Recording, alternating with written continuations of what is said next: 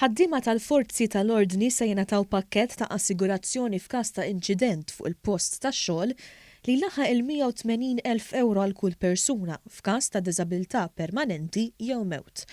Din kienet weda elettorali ewlenija tal-Partit Laburista fil-Gvern fl-elezzjoni tal-2017 li se tidħol fis-seħħ fl-ewwel ta' Mejju illi ġej.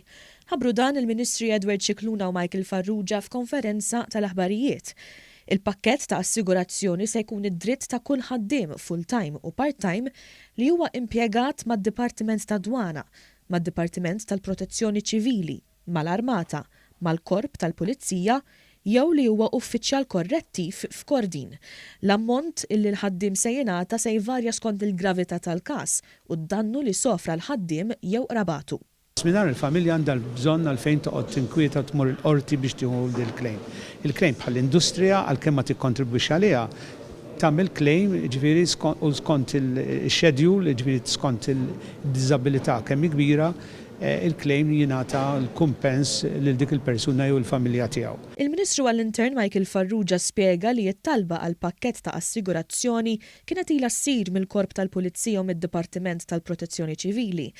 Iżda l-inċident makabru ta' Simon Xkembri u l-periklu li bosta ħaddiema affaċċjaw fl-aħħar jiem minħabba l-maltemp wassal biex il-Gvern ġab flimkien l-aktar forzi ewlenin tas-sigurtà f'pajjiżna.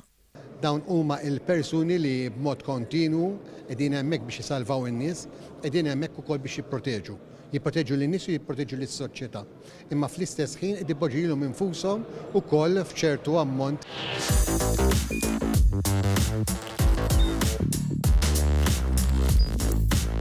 Idħol fuq one.com.mt u hemmhekk tista' tara l-programmi kollha li jxandru fuq One permezz ta' One Play.